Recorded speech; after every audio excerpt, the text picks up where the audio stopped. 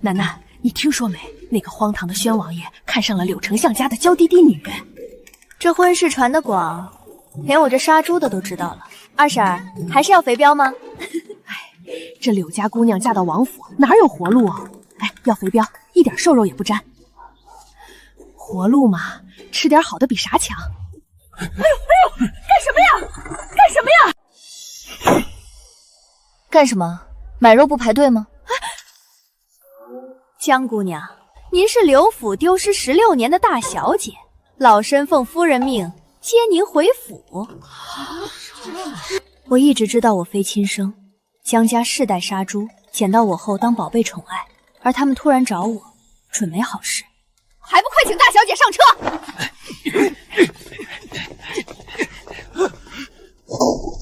二婶儿，麻烦回去告诉我爹娘，我今晚不回家用晚膳了，煮粥的米抓一把下锅就成，千万别多煮。快走快走，别丢人现眼了。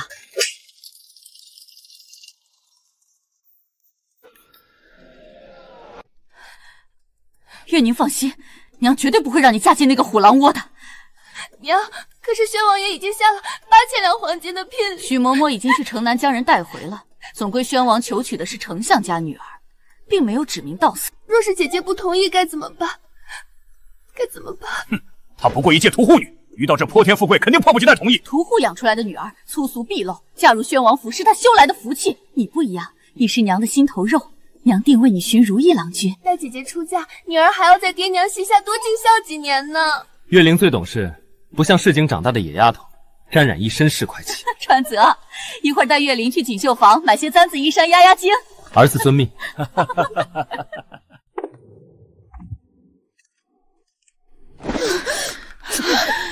一点教养都没有，穿成这样招摇过市，你没有一丝女儿家的羞耻之心吗？我日日在城南卖猪肉，人称猪肉西施，不穿破点怎么干活？难道穿绫罗绸毯给猪开膛破肚？有你这种杀猪的亲妹妹，真是让我丢尽脸面。罢了，既然爹娘愿认你，我也勉为其难接受。但你要记住，月宁才是柳家养了16年的娇女，你身份不可与她相提并论，切莫生妄想。说的好像谁稀罕当你们柳家人似的，有话快说，我摊子上还有半扇猪等着卖。你已有18岁，爹娘为你寻了门绝好亲事，待你认祖归宗便嫁过去，富贵荣华指日可待。可是上皇家御册的正经王妃呢？屠户女嫁入王府当续旗，对你都算飞上枝头变凤凰，要懂得感恩。哦，听起来嫁入王府确实是个不错选择。这么说，你同意了？既然这亲事这么好，那还是让给妹妹吧。一会儿我回去切20斤上好五花肉，全当给妹妹添的陪嫁。杀人了！杀人了！反了！反了！快来人！你这泼妇，快把刀放下！笑话！我杀猪10几年，再凶猛的黑野猪都制服过我，你一个手无缚鸡之力的书生，能比逃命的猪灵活？柳公子，你要是再敢上前一步，咱们俩可就得从兄妹变成姐妹了。逆女，竟敢威胁嫡亲兄长，大逆不道！你这种屠户养出的粗鄙女子，就该代替月玲嫁到宣王府，落得个凄惨下场。哦，我明白了。早不寻晚不寻，这时候火急火燎将我寻回，原来是让我去填宣王府那火坑。柳家不愿将掌上明珠嫁入狼窝，流落在外的真千金就被记起来了，李代投昌，真是一笔好买卖。其实他们早就知道我是丞相府真千金，我能清楚地感受到有人细细打量我。半月后轿子再也没来，当年乳娘把亲生女儿与我调换，又狠心将我丢至荒野，柳家应该是不愿认我这屠妇女的。我与柳月琪人生天翻地覆，直到乳娘去世，和盘托出。但木已成舟，柳家更需要能联姻的世家贵女，而不是我这粗鄙之人。所以，今天这认亲大戏，不过是你们保全假千金，逼我送死的筹码。放肆你是柳家的人，父母之命，岂容你大放厥词？姐姐，宣王爷是皇亲国戚，嫁过去便是正妃，这是爹娘一片苦心啊！呸！这苦心给你，你要不要？少演姐妹情深的恶心戏码！来人，把这不知好歹的疯女人拿下！将这逆女关进祠堂，严加看管，不准给一口饭吃。待明日陛下生辰宴，随我入宫宣告身份后，直接择日嫁入宣王府，由不得你不从。行啊，带路。正好我也想看看明天的生辰宴上，到底是谁下地狱。大小姐，您就在这里好好反省吧。快把门锁上！早知道今晚在这破地方过夜，明日也无法回家，我就该让二婶告知爹娘，明天早餐少煮一个鸡蛋，真是浪费。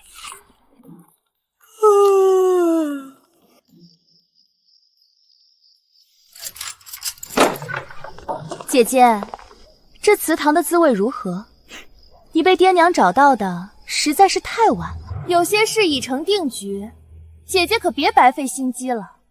咱们这种世家大族，需要的是知书达理的贵女，而不是一个杀猪女，是吗？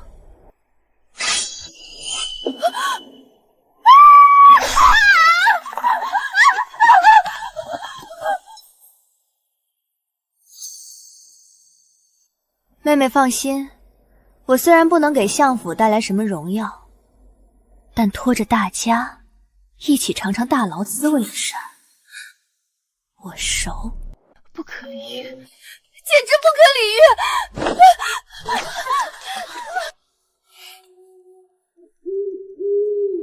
杀猪13载，我的心早就和杀猪刀一样冰冷。柳家这群人在我眼里和案板上待宰的肥猪根本没有什么分别。这梨木啊，烟少耐烧，可是上等的好柴火。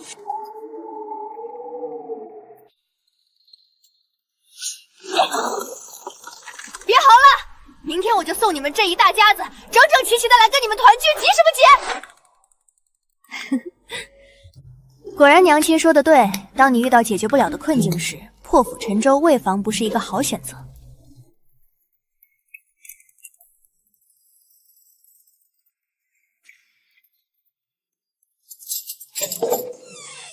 外面有烟味便罢了，怎么这祠堂里的烟味反而更大了？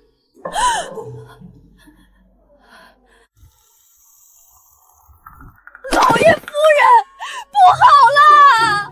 刚寻回府的大小姐把祠堂给毁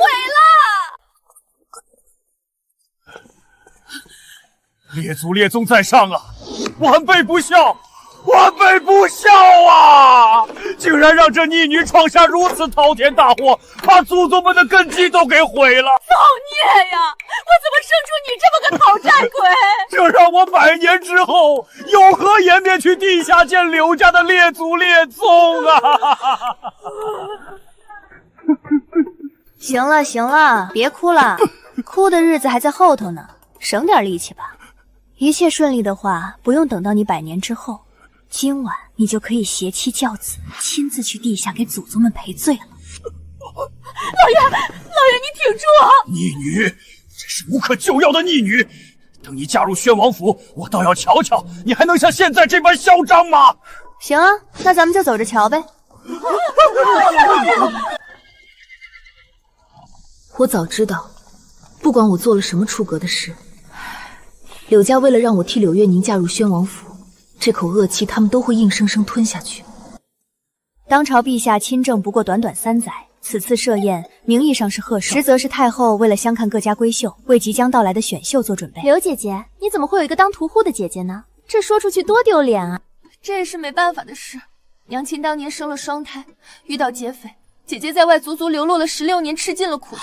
双胎？是啊，柳姐姐嫁给姐姐既然归家，自然是长幼有序，哪有姐姐不出嫁，妹妹先嫁人的道理？明明我是亲生的，柳夫人却对外宣称生了双胎。她这种养在宅院的高门贵女，绝不允许自己的人生出现任何污点。谁都能看穿这拙劣的谎言，但在权势面前，没有人愿意去点破，谁也不想在这个时候去得罪当朝丞相一家。演吧，尽情的演。这可是你们人生中最后一场好戏啊！宣王狂妄自大惯了，仗着自己是先帝长子，向来不会参加这种无聊的宴会。听闻柳爱卿今日找回了失散多年的女儿，多谢陛下挂还。小女与臣失散16年，流落在外，在昨日才堪堪归家。很好，老头子这一句话算是彻底敲定了我的身份。虽然还没来得及更姓入宗，但在陛下面前金口玉言，我现在已经是板上钉钉的柳家人了。也就是说，我现在族人族里只有柳家上下这几十口，以及旁内拿1000余人。是时候让京城西市的刽子手们忙碌起来了。原来如此，确实是柳家的姑息。好一个精神气十足的丫头！不知江小姐可有什么拿得出手才艺，能为今日的宴会助助兴？回太后，臣女的才艺绝对会让在座的各位终生难忘。谁不知道你是个杀猪的，琴棋书画样样不通，等着出丑吧。等你丢尽了柳家的脸，我再将准备许久的琴艺献上，定能博得美名。母亲，姐姐这回定要出丑了。还是你懂事，那野丫头就让她作死吧。臣女的才艺乃是大义灭亲。你这疯丫头在胡言乱语什么？进献才艺之前，臣女有件礼物要献给陛下。虽然进宫前我那把用水手的大杀猪刀被禁卫军收走了，楠楠，遇到危险别手软。娘放心，谁敢欺负我，我白刀子进红刀子出。今早换上这身繁琐的宫装时，我早就把它从鞋底转移到了袖中。陛下，臣女这件礼物您一定会喜欢。哦，江小姐要献给朕什么礼物？这眼神虚浮不定，不乏轻浮却暗藏杀机，真像我当年在猪圈里宰的那头狂躁肥猪。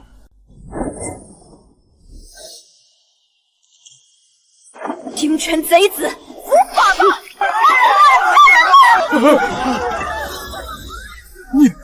你这逆女，你干了什么？爹，女儿忍辱负重，苦练防身刀法13载，终于在今日帮您除掉了宣王安插在陛下身边的探子。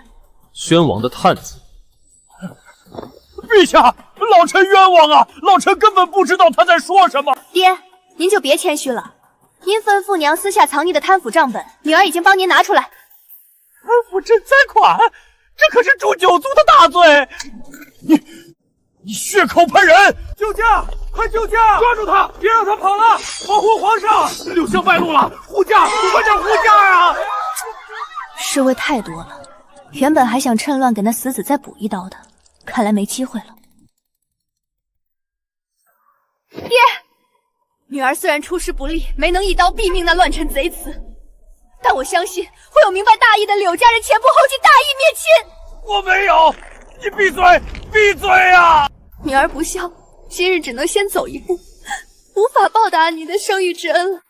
下辈子，女儿还要投胎成为柳家人，争取亲手把您再送进来一次。造孽呀！我当初到底是为什么要派人把这个徐慧氏找回来？走，陛下有旨，柳家家眷一个不留。放肆！本夫人是丞相夫人，你们怎敢如此无礼？放开我！我是无辜的，我什么都不知道！救命！夺下他的凶器，绝不能让他畏罪自杀，死无对证。放开我！让我死！让我为了柳家的清白去死！陛下，老臣冤枉啊！老臣对大吕对陛下苍天可见呀！太好了，王侍郎定是来为我求情的，我平日里可没少提携他。陛下，臣坦白，臣只是从柳相手中花了5000两银子买了官爵，这来往秦两绝对与贪腐通敌无关啊！王德发，你含血喷人！陛下，臣也要举报。臣上个月滔滔送去丞相府的3000两雪花银，纯粹是逢年过节的打点孝敬。臣发誓，臣绝对不知道柳相野心如此之大呀！那银子可不是帮助柳相贪污的，求陛下明察秋毫。你们这些落井下石的小人！陛下，臣有本要奏，臣要举报柳相。前年江南水灾，朝廷下拨的3万两赈灾银，柳相一人就贪污了1万两。此事臣府中留有账本，上面清清楚楚记录了柳相提款的明细。今日臣将此账本交于陛下，以示臣对朝廷的忠诚。官场如戏，全靠演技啊！哦，原来朕的朝堂竟是如此热闹。天王我也！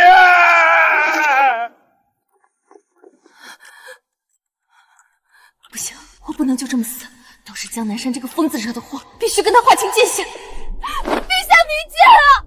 江南山从小养在民间商户，昨日才刚刚被寻回刘府，他的所作所为全都是他一人发疯，与我柳家毫无关系啊！求陛下开恩！妹妹说的是，我大义灭亲，连累了生身父亲，我的确是个不孝女，确实没有资格再当柳家人。赶紧断绝关系，我还想跟你们这群人渣沾边晦气。你这个毒妇，你够了！来人，将刘府抄家，并将全族押入诏狱，朕要亲自审案。许是今晚这贪腐通敌的大案太过惊世骇俗，牵连甚广，诏狱的守卫一时间忙昏了头，竟然都没来得及将男女眷分开关押。造孽呀！明明是柳成林那个老东西贪得无厌，为何要把我们全族都抓来？我们冤枉啊！有老鼠！救命啊！母亲，这里好脏好臭，灵儿不想死。灵儿不怕，有娘在，娘死也不会让你有事。姐姐，爹娘好歹生你一场，你怎可如此恩将仇报，将柳家置于如此危险之地呢？你若是不愿嫁给宣王，好好跟爹娘说便是，为何要在陛下面前诬陷爹爹？你这是要我们全族人的命啊！我怎么会生出你这样的孩子？早知今日，5年前就不该动心思接你回来。你就是个讨债的恶鬼，非要拖着我们一家老头下地狱！姐姐，你怎么能这么恶毒？爹爹都是为了家族的未来啊！你这样做就不怕遭天谴吗？天谴？天若有眼，第一个批的就是你们这些自私自利的伪君子。江楠楠，你这个毒妇，你不过是嫉妒我们全家都宠爱月灵，心里不平衡，就要拖着柳家全族受罚。陛下英明神武，一定会查明真相，还我们柳家一个清白。到那时，你就会以欺君罔上之罪被严惩，千刀万剐。还柳家一个清白？柳大才，你读书读傻了吧？那些罪证可是从你们相府书房的暗格里搜出来的，铁证如山。那也是你伪造的，你居心叵测。今日看来，5年前得知你是柳家亲女时，没有接你回来，简直是我这辈子最正确的决定。你这种在猪肉摊上长大的粗鄙村姑，骨子里就流着卑贱的血，根本不配做我们相府的千金。原本一切都好好的，只要你老老实实嫁入宣王府，我们柳家就能收下那8000两黄金的聘礼，那么大一笔金子啊，足以让落榜2次的我在京城上下打点，结交权贵。在明年的科举里，我一定能金榜题。踩着我的脊梁骨爬青云路。柳川泽，你连考2次都不中，不去怪自己，反倒怪我不肯卖身给你换前途。我本来在城南卖我的猪肉，日子过得不知道有多舒坦，是你们柳家为了保全这个假千金，非要把我强行绑回来，非要毁了我平静的日子，逼我去给那个荒唐的宣王做妾。既然你们不让我好过，那大家就一起下地狱吧。我们俩生的可真像啊，五官轮廓宛如一个模子里刻出来的亲生兄妹，只可惜心却是截然不同。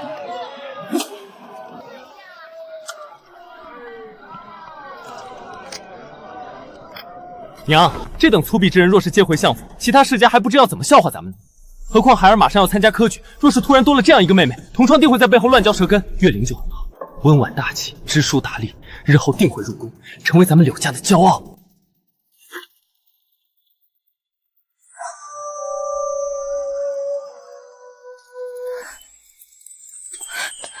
看什么看？楠楠永远是娘亲的心肝宝贝，是有爹娘疼爱的孩子。楠楠有娘亲就够了。二婶，这块最肥的膘，楠楠悄悄留给您了。逆女，你以为这样陛下就能彻底治柳家的重罪了吗？你太天真了！老夫在朝中门生3000，此刻定有无数人在奔波忙碌，为柳家洗刷冤屈。待此事平定后，老夫定要让你陈塘以儆效尤。是不是老夫的门生已经搜集到了确凿证据，并向陛下证明了老夫的清白？陛下要下旨赦免我们柳家了，快开门！大白天做梦，也不看看这里是什么地方。楠楠，你受苦了，爹娘来看你了。爹娘，我从来都不是孤儿，更不是没人要的低贱之人。我也是有爹娘疼爱的孩子，是他们拼了命也要护在手心里的无价之宝。娘，这是诏狱，你是怎么进来的？楠楠别怕，娘把家里几10头长得最肥的猪连夜卖了，凑了一大笔银子出来上下打点。有钱能使鬼推磨，这不，他们就让娘进来了。楠楠，快趁热吃，这都是爹去京城最大的酒楼给你定做的，牢里的饭哪是人吃的？爹娘已经给你兄长传信，用不了半月，他就能回京。一副穷酸相，上不得台面。凑这么点银子出来，怕是要倾家荡产了吧？楠楠没事儿，别听他乱说。几十头猪算什么倾家荡产？咱们江家的养猪场里，现在还活蹦乱跳着7000多头猪呢。咱们江记的猪肉商号遍布全国13州，这点毛毛雨不碍事，全当打发要饭的了。江姑娘，让您久等了。当今陛下口谕，要单独召见你，请随本座走一趟吧。大人，留步！老夫有话要说。大人，老夫的3000门生是不是已经在宫外为柳家四处奔波求情了？陛下何时才能赦免柳家？柳丞相，您怕是多思了。朝中现在可没有人敢为您柳家奔走。不可能，老夫门生遍布朝野。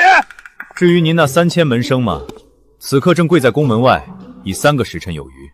哈哈，老夫就知道他们在跪求陛下赦免柳家。哎呀，老夫虽希为他们一片孝心，但如此行径，怕是会令陛下难堪啊！哈哈，他们在宫门前叩首，说自己与柳家毫无关系，要陛下明察秋毫。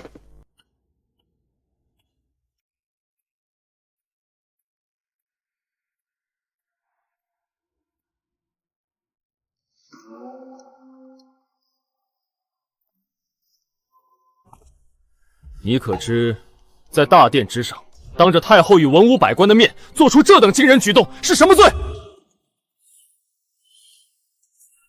陛下，此事乃臣女大义灭亲，揭发柳家贪墨通敌，这一切都是我江南山一人所为，与商户江家毫无关系。有什么事，您尽管冲柳家去，诛柳家全族，臣女也绝无半句怨言。绝不能拖累爹娘，还有大半年未见，即将回京的兄长，他们给了我世间最真挚的亲情，我此生无以为报，若有不测，只得来世再报答他们。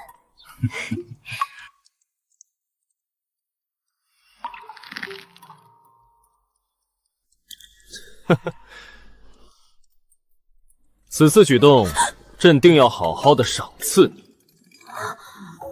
你可知，你今日在大殿上刺伤的那个侍卫是什么人？那确实是宣王安插在朕身边的探子。朕早知他心怀不轨，却苦于没有由头拔除。哼，你这一刀，倒是替朕解决了一个大麻烦。好家伙，我这算不算瞎猫碰上死耗子？本来只想拉柳家下水，没想到顺手把皇帝的心腹大患给捅了。借此机会，朕已将此人彻底除去。对外，朕会宣称你是为了保护朕的安危，机敏过人，才会有此夺刀救驾的行径。对，臣女当时一看他眼神不对，立刻就护驾了。既然救驾有功，朕打算封你为县主，施皇家俸禄。我的金玉头面呀，那可是我花了1000绫罗银子打的。哥哥，女儿好怕。若不是他当众发疯，我们怎会落得如此田地？柳家贪赃枉法，收受贿赂，朝中百官连参72本，奉天承运，数罪并罚。柳府查抄充诺，柳丞相贬为翰林院学士，官降5品。钦此。呸！活该！贪得无厌的蛀虫！听说这一切都是被他们那个刚寻回来的真千金给大义灭亲举报的，真带劲儿！这小皇帝还算大方，赐的这座宅子可比柳家那个乌烟瘴气的破相府强多了。楠楠啊，快看，这招牌挂上去，真是威风凛凛。那是，咱们商号的名声以后在京城也算是彻底打响了。我看谁还敢瞧不起咱们杀猪的？从今往后，这京城只有我江府，没有他柳家。我就说吧，16年前在林子里捡到楠楠，是老天爷赐给咱们江家天大的福气。如今咱们楠楠可是御赐的县主了，这身份尊贵的很，可不能再抛头露面去杀。对，咱们楠楠现在这么优秀，又漂亮又能干，是时候该在京城里好好相续了。爹娘，我才不想成亲呢，那些男人还没我手底下的年猪听话。这孩子尽瞎说，你长兄年长你7岁，如今为了接手咱们的所商号生意，常年四处奔波。你哥哥过段时日就回京了，等他回来，定要给你寻个全京城最好的儿郎。哥哥要回来了，太好了！不过在此之前，爹娘把京城这几家核心商户交给你打理。爹娘放心，论做生意，我可绝不比哥哥差。杀猪13载，骤然让我丢下杀猪刀，当什么端庄县主，我还真是不太适应。这手艺可不能生疏了，柳家现在可是彻底栽了。当初为了送那个假千金铺路，柳家可是贪心不足，收了宣王整整8000两黄金的聘礼。如今刘府被锦衣卫抄了个底朝天，家产全部充公，他们舍不得将那个娇滴滴的柳月宁送到宣王府去吃苦，又拿不出那8000两黄金将聘礼返还给暴虐的宣王，那么走投无路的柳家会怎么做呢？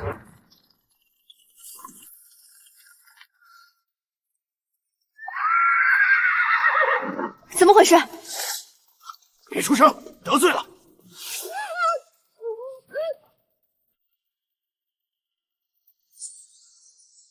我当是谁这么下作，原来是柳大公子。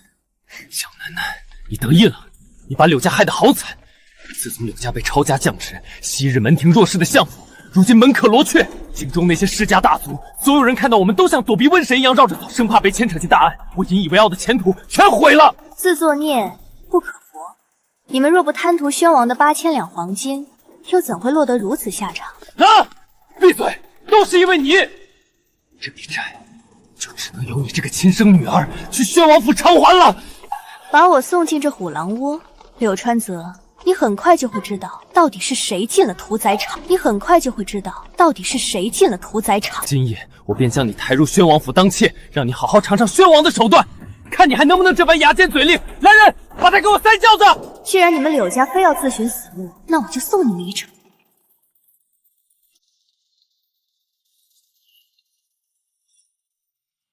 宣王府正好，新账旧账，今晚一定清算。快点！大少爷吩咐了，必须赶在子时前把人送进宣王府后门。这差事真邪门，要是半路这祖宗闹起来，闭嘴！变成那样还能翻了天不成？赶紧抬！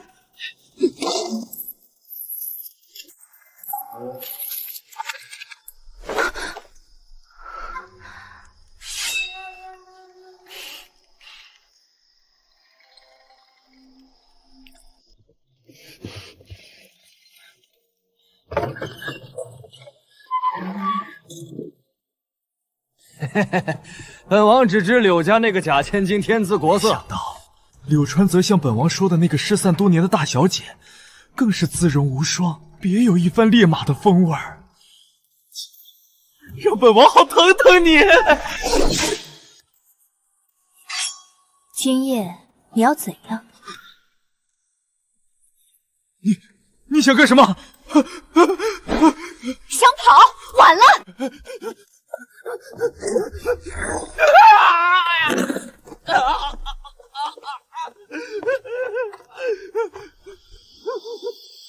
站住！别跑！楠楠，不要正面硬拦，容易受伤，要从身后稳住他，用巧劲儿。多年练习，我早就懂巧劲儿，更何况他比我家养的猪还笨。你别过来！县主又怎么样？本王可是先帝长子，是陛下亲兄，你敢对我无礼，陛下定会严惩你。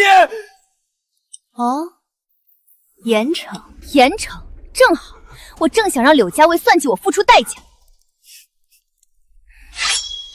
宣王殿下，你这话可说到我心坎里了。我如今名义上还是柳家人呢。你疯了！你要干什么？宣王，你仗势欺人，勾结权臣，欺压百姓，以为没人能治你？今天我就替天行道，废了你作恶的底气，给陛下一份大礼。救命！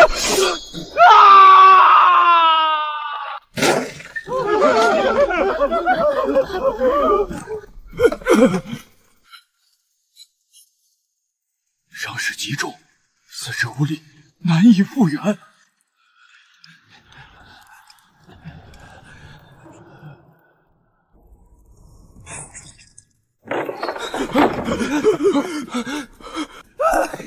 陛下，你可要给我们宣王爷做主啊！就是这个柳家连夜送来的13大小姐，她居然私藏了刀具，伤了我们宣王爷，求陛下做主啊！你居然敢对宣王殿下下此重手！完了，彻底完了！重伤皇室亲王，这死罪，柳家是逃不掉了。爹，女儿今日终于不辱使命，成功将宣王废除，让他从此沦为废人，再无觊觎大位的可能。能继承大统的，除了陛下就是宣王。他日若有别有用心之人再犯，女儿一定继续动手。这大律朝终究是律法和陛下的天下。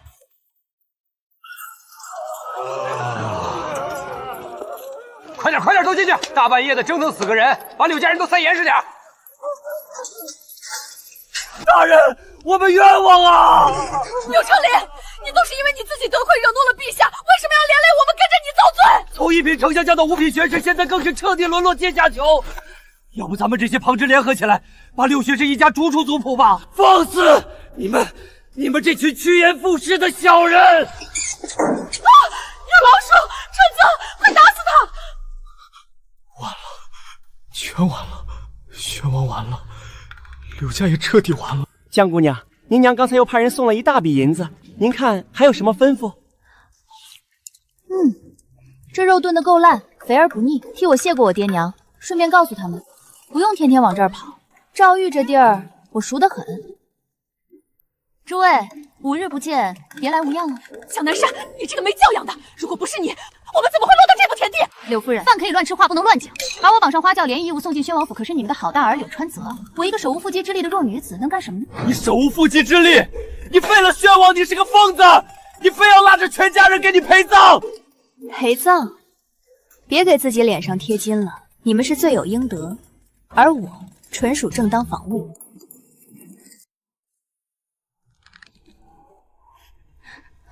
娘，这里好冷，月灵好害怕，娘抱抱月灵好不好？娘，您怎么了？我是您的乖女儿月灵啊，你以前最疼我的。别叫我娘，我没你这种扫把星女儿。前几日的抄家已经让柳家家徒四铺，如今名望更是降无可降。我还有什么心情跟你在这里扮演母慈女孝？娘，您怎么能怪我？这都是江楠楠惹的祸呀！你还敢推卸责任？当初是谁出的主意？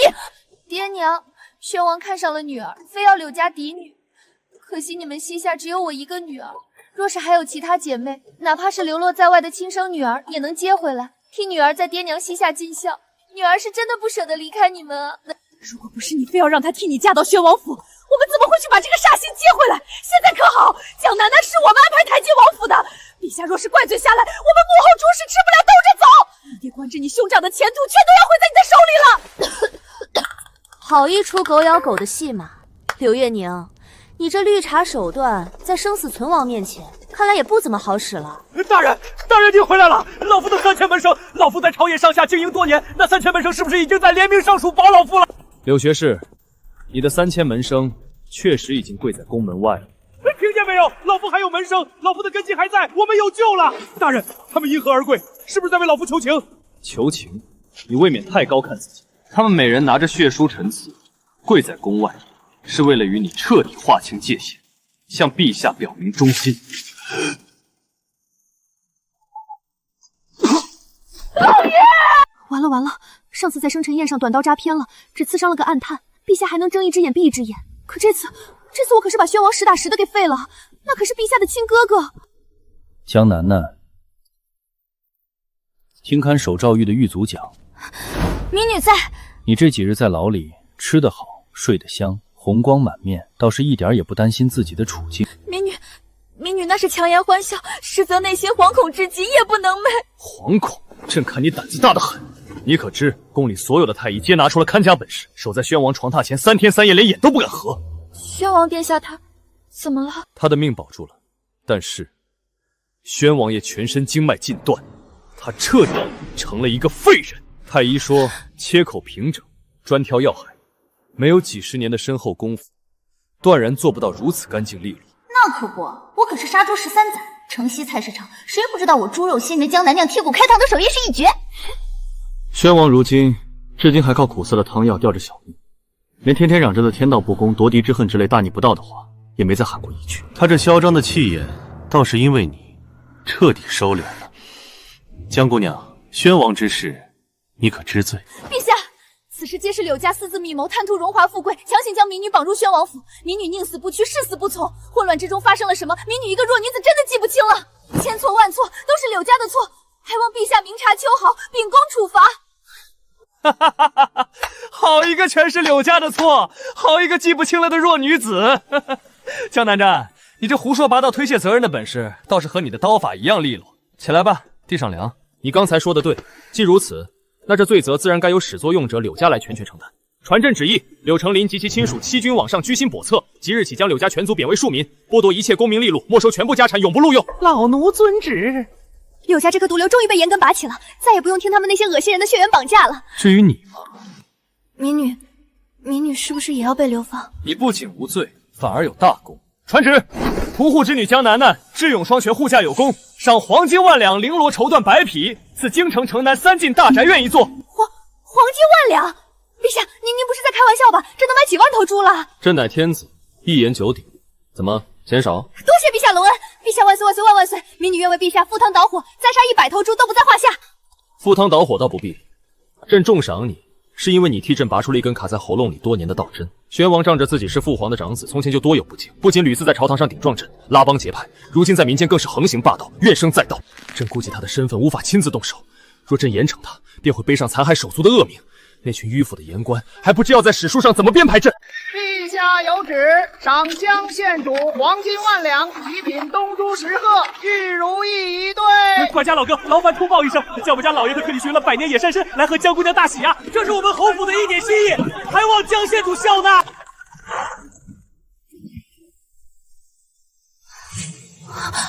大小姐回来了！快放鞭炮！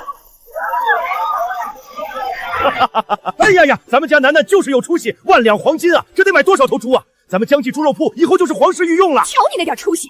咱们楠楠现在可是陛下亲口夸赞的县主。耶，娘我回来啦！哎呦，我的乖楠楠，在牢里受苦了吧？娘看看瘦了没有？没瘦，牢里的伙食好着呢。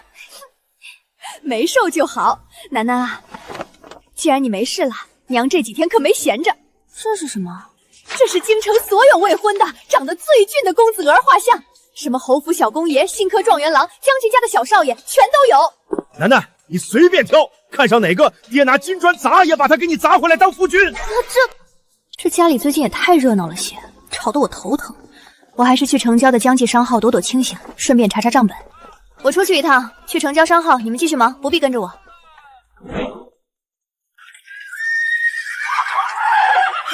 县主，前方有人在打架，人为的水泄不通，挡住了咱们的去路。怎么偏偏在这儿堵住？哟，这不是柳公子吗？怎么还当自己是那高高在上的丞相家公子哥呢？哼，也不看看自己现在是个什么身份，一介布衣贱民，居然还想与我们同坐一起喝酒，你也配？哎呦，这不是我那位好哥哥柳川泽吗？怎么落魄成这副鬼样子了？人都被云栖书院除名了，这科举之路怕是也走到头了吧？云栖书院可是太傅大人亲自创办的，向来只要我们这些世家子，一个被抄家的布衣，居然还想踏入书院半步，真是天大的笑话。原来是被书院除名了。也是，他这种自私自利的人，以前仗着相府家世高，读书根本没下过几分心思，全靠家族余韵撑面子。郑兄、李兄，我们好歹同窗一场，你们就帮我去书院求求太傅大人，说和，让我再进去读书吧。如今我只剩科举这一条路了，我想拼尽全力读书，我一定能考出功名的，求求你们帮帮我！滚开！谁跟你是同窗？弄脏了我的衣服，你赔得起吗？柳川泽，你清醒一点吧！太傅大人发了话，云栖书院绝对不收你这种人。你要是真想读书，不过就只能在民间找那些不入流的穷酸秀才来授课啊！哈哈哈，可想而知，你还想靠他们考取功名，做梦去吧！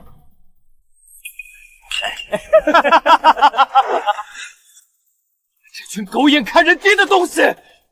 你一个平民敢骂我们？你们知不知道我的嫡亲妹妹是谁？她可是当今陛下亲封的县主。此时倒想起我这个嫡亲妹妹来了。妹妹，你可拉倒吧！人家现在姓江，你姓柳，县主大人他认你这个落魄的兄长吗？就是，这京城里谁人不知谁人不晓啊！你柳川泽为了个鸠占鹊巢的赝品假千金，亲手把自己的县主妹妹给弄丢了，真是捡了芝麻丢了西瓜，蠢到家了！你还有脸在这提县主？快滚回去找你那个乳娘生的赝品妹妹吧！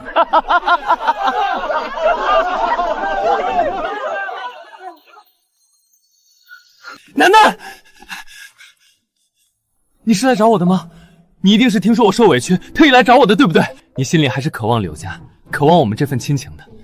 哥哥不怪你以前的任性，我已经与父亲商议过，我们愿意迎你回柳家，重新入宗祠，上族谱。不管怎么说，血浓于水，你终究是我柳川泽的嫡亲妹妹啊！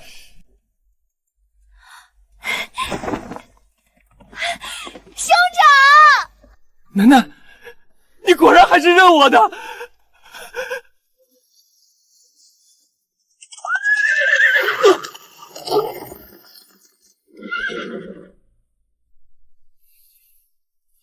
2年不见，咱们家的楠楠长成了大姑娘了，越来越漂亮了，兄长都不敢随便抱你了。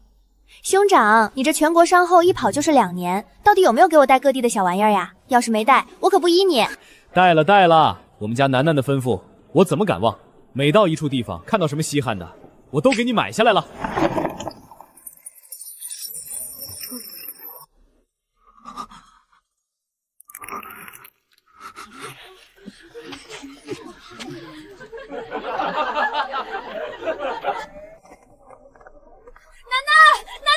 先别出城了，快回家！宫里有太监来传旨了，太后娘娘宣你即刻进宫觐见。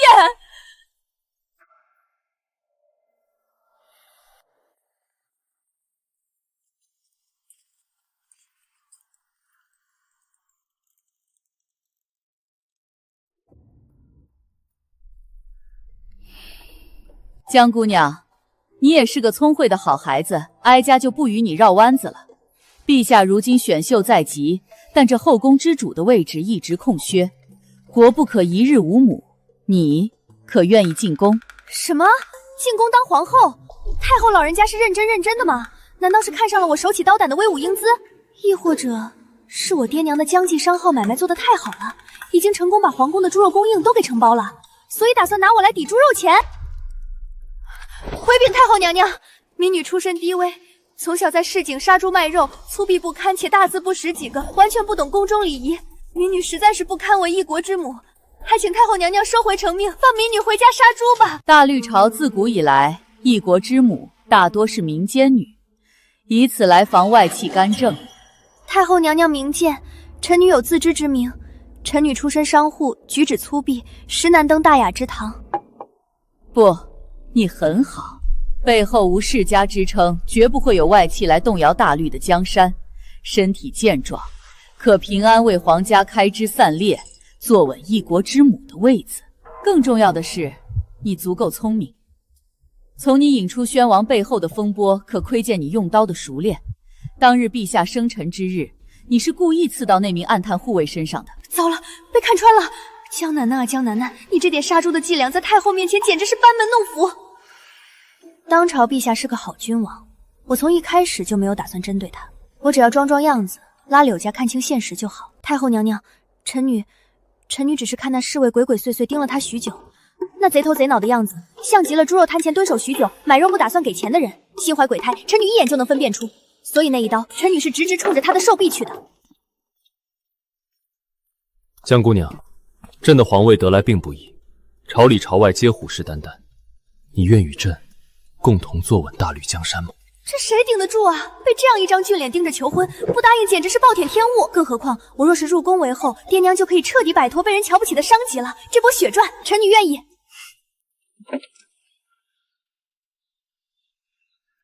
快看，那不是前些日子被抄家的柳家人吗？听说他们被柳家旁支除了名，现在连个落脚的破庙都没有，真是京城最大的笑柄。楠楠，娘亲有些想你了，所以特意来瞧瞧你。听闻陛下今日召你进宫，不知所为何事啊？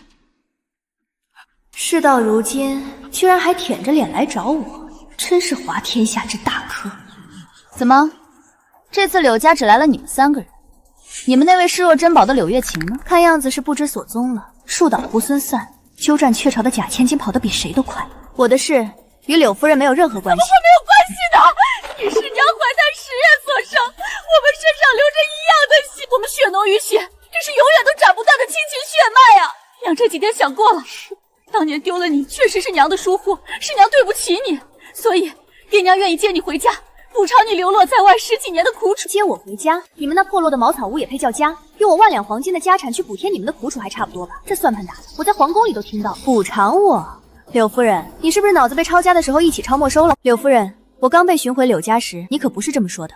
今日你说话的语气倒是变得小心翼翼了，可惜我不吃这一套。更何况我在外这10几年并没有受苦，虽然干着粗笨的活，但我过得比在你们那个冷血的相府痛快100倍。楠楠，你是商户之女，身份不高，娘并不希望你学那些针织女红之流的软弱玩意儿，那些东西到了危急之前根本无法让你防身。你要学的是怎么用刀，是怎么在最危险的境地有绝对的能力保护你自己。妹妹，无论你再怎么否认，你骨子里流淌着的依然是我们柳家人的血。不管怎么样，你也是娘的女儿。听哥的话，快跟我们归家吧。别一口一个妹妹，我嫌脏。如果骨子里的血能抽干，我早就在菜市口放血了。收起你们那副虚伪的嘴脸，你们现在的样子，连我家的猪都不如。楠楠，我的乖楠楠回来了。娘。楠楠，陛下今日召你进宫，到底所谓何事？没受委屈吧？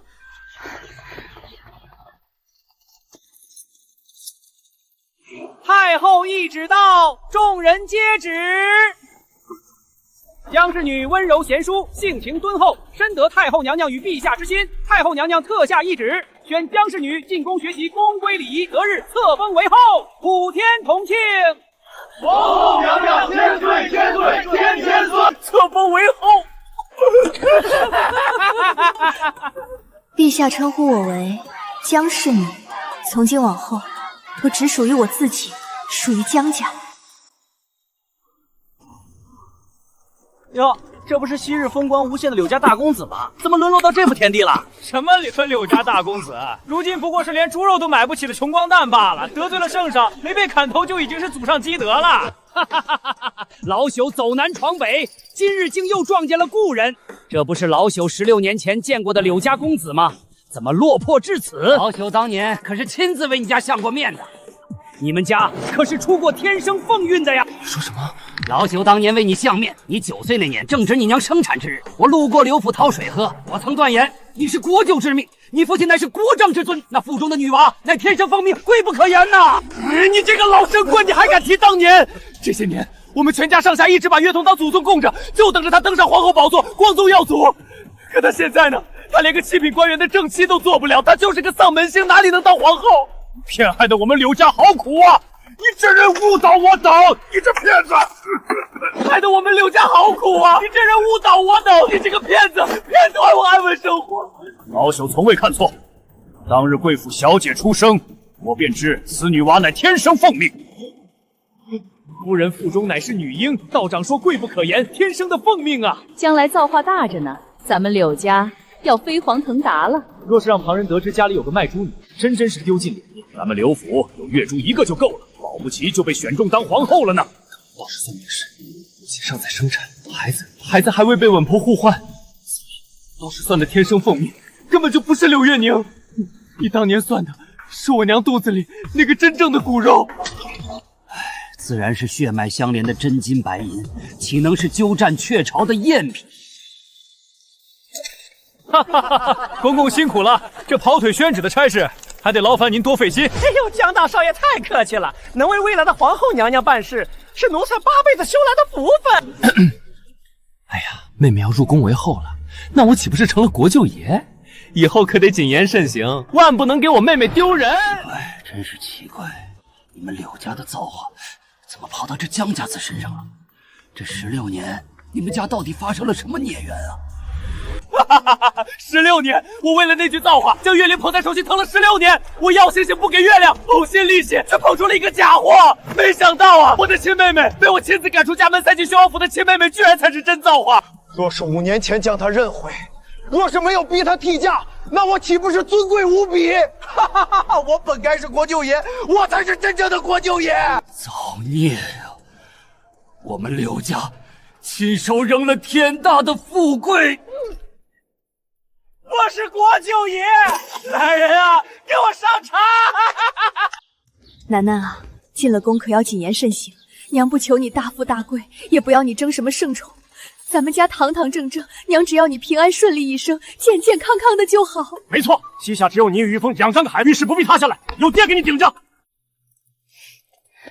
妹妹，宫里人心复杂，需要打点的地方多，咱们江家不差钱，若是缺银子了，随时让人传话，哥哥就算是买下半个京城，也绝不让你受半点委屈。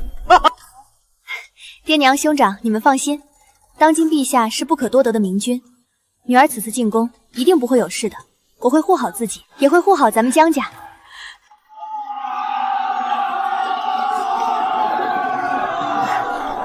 那是我的亲妹妹，如果我没有赶她走，现在骑着高头大马走在凤念旁边的就是我。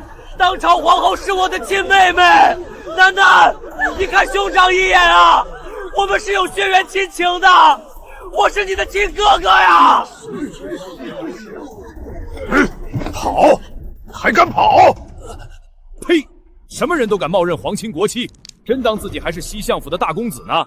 你妹妹明明嫁给了我们宋老爷当小妾。宋老爷，那可是城东60多岁的棺材铺掌柜啊！这人居然把亲妹妹嫁给老头！各位评评理，这小子为了贪图500两白银的聘礼，狠心把妹妹卖进我们府，结果才过了3天，他那个妹妹就卷着府里的金银细软跑了。哥，我求求你，我不要嫁给那个老头，我是相府千金，我不能去做妾。要是当初你娘不把我的亲妹妹换走，现在我何至于落魄至此？若你愿意嫁给宣王，我们柳家也能保住往日地位。可现在柳家被你害得一无所有。你为了区区500两银子就卖了我？聘礼我已经收了，今日你不嫁也得嫁。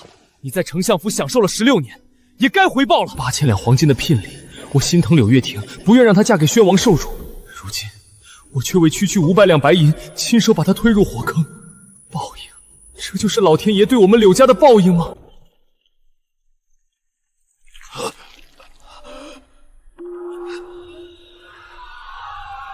楠楠，我是你的嫡亲兄长啊，你救救我！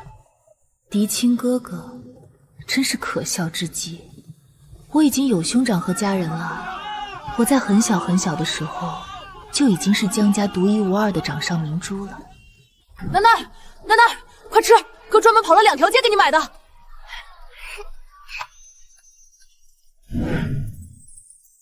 这是哥攒了好几个月的铜板买的，全京城只有咱们楠楠配得上。自始至终，我从未需要过柳家任何亲戚。